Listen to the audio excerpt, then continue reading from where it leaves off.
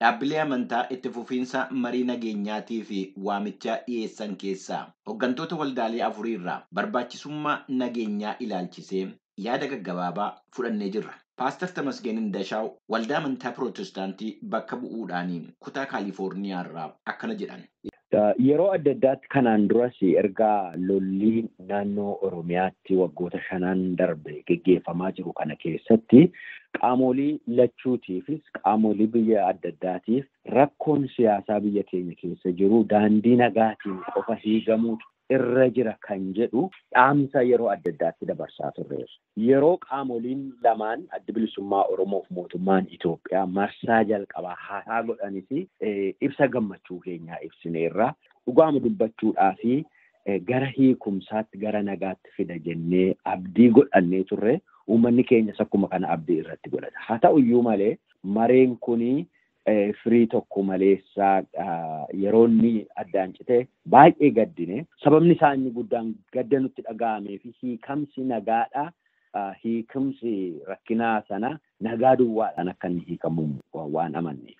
Lubni Saamu'eel Biraanuu Jabeessaa waldaa Ortodoksii Oromoo Faayisaa Addunyaa isa naannoo Waashingtan DC'tti argamurraa wanti jedhanii kunooti. Uummanni keenya abdii guddaadhaan eegaa ture. Uummanni keenya hafuuratti galfataa tokkummaa kanaa fi waliigaltee waan tokkorran ga'uu marsaa lammata gatii ta'ee fi yeroo baay'ee cufatanii mari'atanii maalirratti akka mari'atan illee yoo beekuu dhabaanne naamusuma sanaanii waliigaltee tokkorra ga'anii rasaasa dhukaasuun illee uummata keenyarraa hin dhaabbataa namnis ba'ee galuu kana hin argataa jennee abdii guddaa horannee turre dhugaa ta'uu fi waaqasitti kadhachaa turre amma waliin galle marsaa lammata irratti jechuun achumaan hafa jechuu akka hin taane abdii godhannee ammasii gaggeessitoonni amantaa walumatti dhufnee kabajamoo muummee ministeeraatiifis kabajamoo jaalmarootiifis xalayaa barreessine hawaasni keenya boqotuu nagaan bu'uu ammallee fedhii agarsiistan sana ammallee itti fufuu qabaa uummanni keenya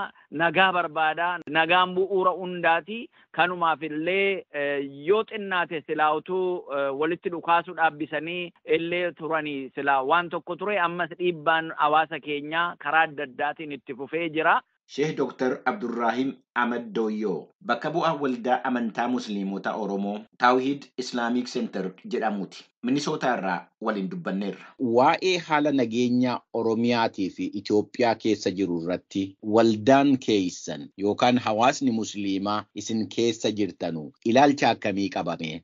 Bismillahir Rahmanir Rahim. Alhamdulillah Rabbil Alamin. Assalatu wassalamu ala Rasulillah sallallahu alaihi wasallam. Wanni nu jennu nageenyi naannoo Oromiyaa keessattis ta'e Itoophiyaa keessattis walumaa galatti nageenyi argamuun barbaachisa biyya saniif jechuutti amannaa gama nagaatti deebi'amee qaamni mootummaatis waan isarraa eegamu godhee qaamni warra gartee falmattootallee waan isarraa barbaachisu waan godhuu qabu godhee nagaa biyya sanii mirkaneessuun dirqama. Namni gaafa araaratti dhufu araara dhufu kana waa fidatee dhufa yaada ofii fidee dhufa kunis araara yoo dhufu yaada fidatee dhufa namni nama araarsu kunillee nama qulqulluu nama araarsu ta'utu sarra jira garuu yaada ati fidatte kana dhibbarraa dhibbatti argachuu hin dandeessu garii keessa argattee garii irraa dhaabattee garii kennitee garii dhabdee bifa saniin nageenyi bu'a. Kanaafuu uummata keenya waan jennu gama mootummaatis ta'ee gama warra gartee adda bilisummaa Oromoos ta'ee cuftinuu waan argadhu qaba jechuu osoo hin ta'in waan jedhe qofa argachuu barbaada jechuu osoo hin ta'in waan dhiisuu qaban isaanis karaa mootummaatiinis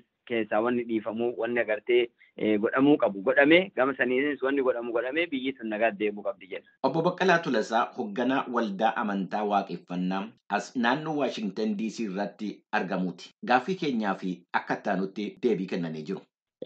Yoo waamichi dhiyaachaa jiru kun didamee gara lammaniinuu didanii lolli itti fufe waldaan keessanii fi hordoftoonni amantaa waaqeffannaa maal gochuu danda'u jettanii yaaddu? Dhugaadha namni lola jaallatu hin jiru.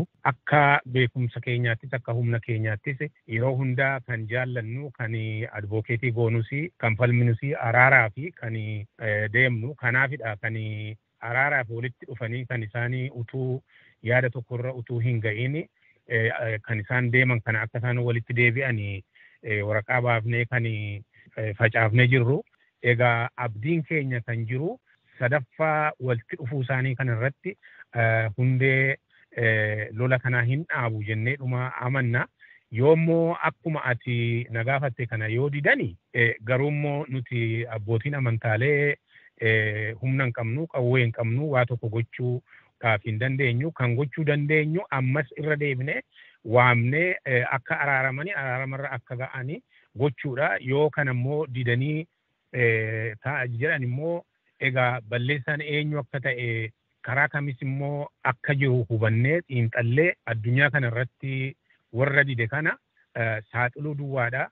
Addunyaa kanarratti beeksifnee addunyaan kuni cimsee akka dhiibbaa irratti gochuu duwwaadha kan nuti dandeenyu.